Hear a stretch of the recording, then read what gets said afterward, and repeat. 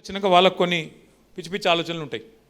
ముస్లింలు మాకు ఓట్లు వేయరు, క్రిస్టియన్లు మాకు ఓట్లు వేయరు, కాబట్టి వీళ్ళని కట్ చేయాలి, వాళ్ళకు ఒక ఆలోచన ఉంది. దాంతో ఏమైంది, బీహార్లో గడబడైంది, ఆడ మన వెస్ట్ బెంగాల్లో గడబడైంది.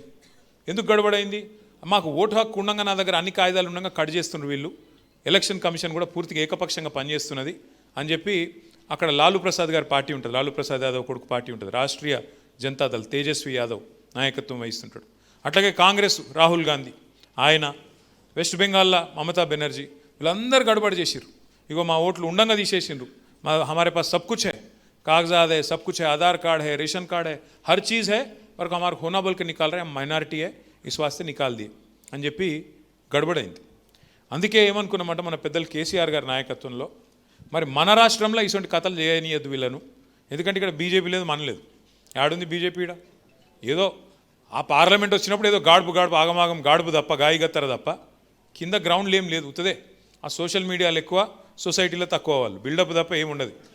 కానీ వాళ్ళు ఎదురు చూస్తారు, గోతికాడ నక్కలాగా ఎదురు చూస్తారు, యాడన్నా సందు దొరకపోతుందా, ఏదన్నా దొరకపోతుందా మనకు, ఇలా మెల్లగా ఫిట్టింగ్ పెట్టి ఏదో తిరిగా స్వచ్ఛక రావాలి, సనత్ నగర్లో కూడా మెల్లగా గుసాయించాలి అని ఒక ఆలోచనలో వాళ్ళు ఉన్నారు.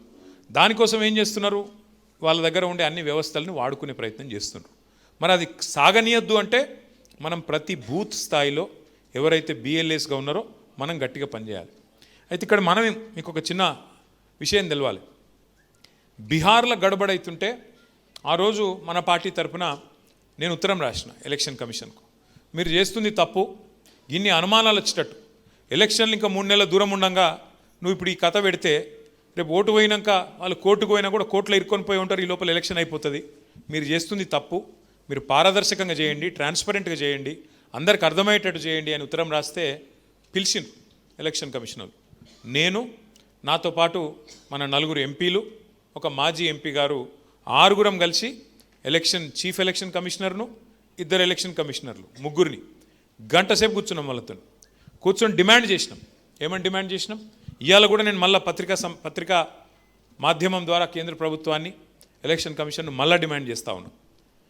చాలామందికి అనుమానాలు ఉన్నాయి, ఈ డబ్బాలు గోల్మాల్ అవుతున్నాయి, అందులోమో ఉన్నది ఆ చిప్పు అటు ఇటు అవుతుందట, ఉన్నాయా లేవా నేను చెప్పేది. చాలామందికి అనుమానాలు, లేకపోతే గిన్నిగానం ఎట్లా గెలుస్తారు వీళ్ళు చేసింది ఏముడిది, ఇట్లా చాలామందికి అనుమానాలు ఉన్నాయి.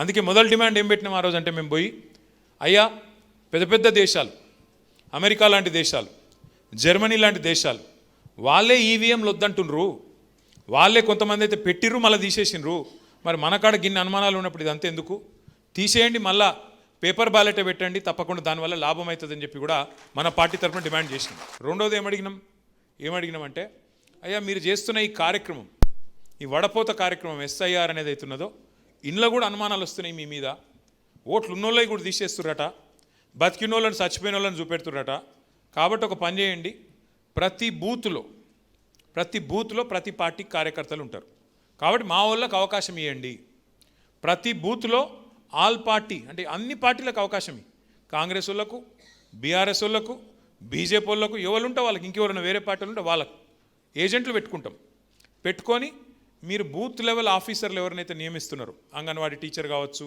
ఆ మెప్మా వాళ్ళు కావచ్చు, ఇంకోళ్ళు కావచ్చు, వాళ్ళతో మేము కలిసి పనిచేస్తాం.